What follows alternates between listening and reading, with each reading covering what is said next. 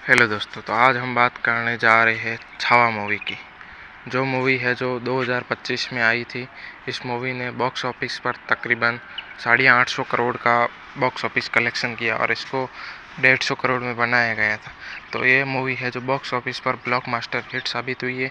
इस मूवी की मूल कहानी है जो छत्रपति संभाजी महाराज के बारे में बताई गई है कि वो औरंगजेब का किस प्रकार सामना करते हैं। तो मैं आपको है जो आज पूरी स्टोरी छावा मूवी की फुल स्टोरी है जो इस वीडियो में बताने वाला हूँ। तो पहले है जो मैं इस मूवी की स्टार कास्ट के बारे में आपको बता देता हूँ।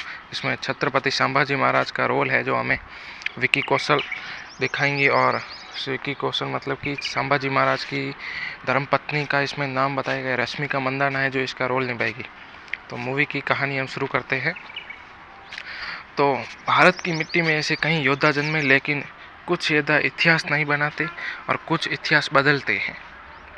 तो यही कहानी है हिंदवी स्वराज के रक्षक छत्रपति शिवाजी महाराज के पुत्र छत्रपति संभाजी महाराज की, जो एक ऐसा योद्धा था जिसको दुश्मनों ने कभी हराया नहीं, सिर्फ धोखे से पकड़ा है।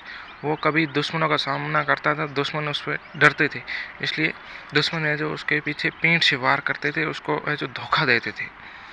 तो इसी प्रकार बचपन से ही संभाजी तलवार के साथ बड़े हुए।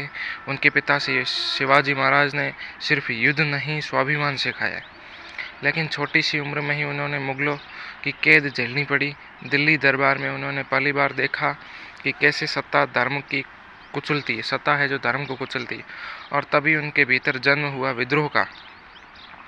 तभी सिंहासन की लड़ाई है जो शुरू हो जाती है। शिवाजी महाराज के निधन के बाद ही मराठा साम्राज्य डगमगा गया। दरबार में राजनीति, षड्यंत्र, विश्वासघात, लेकिन संभाजी ने कहा कि मैं गद्दी के लिए नहीं, गद्दी के लिए नहीं, स्वराज के लिए लड़ूंगा। और उसी दिन एक राजा नहीं, एक तूफान जन्मा। तभी है जो श्री संभाजी महाराज है जो मुगलों से टक्कर देते हैं। दिल्ली में बैठा मुगल बादशाह औरंगजेब जब अब शिवाजी नहीं, अब संभाजी से डरने लगा, क्योंकि संभाजी आक्रमण करते थे तो छिपते नहीं। उन्होंने मुगल किलों पर हमला किया, सप्लाई लाइन काट दी, दक्षिण में मुगलों की नींव हिला दी। अब यह युद्ध सत्ता नहीं, अस्तित्व का था। राजा भी इंसान होता है। संभाजी के जीवन में एक सहारा थी उनकी पत्नी रश्मिका मंदाना, जो उनका संतुलन थी। जहाँ दुनिया उन्हें योद्धा समझती थी, वह उनके भीतर दर्द को समझती थी। लेकिन राजा का जीवन कभी उसका अपना नहीं होता। औरंगजेब का संकल्प था कि औरंगजेब ने कसम खाई थी कि मराठा साम्राज्य मिटा दूंगा। वह खुद युद्ध भूमि में उतर आया। सालों तक युद्ध चला, लेकिन संभाजी झुके नहीं। उन्होंने गुरिल्ला युद्ध में मुगलों को थका दिया। हर जीत के साथ औरंगजेब का क्रोध बढ़ता गया और धोखा भी बढ़ता गया। युद्ध में संभाजी को हराना असंभव था, तो दुश्मनों ने चाल चली और एक रात विश्वासघात हुआ, संभाजी को पकड़ लिया। औरंगजेब ने कहा कि इस्लाम कबूल कर लो, जीवन मिल जाएगा। संभाजी मुस्कुराए और बोले, स्वराज बिकता नहीं।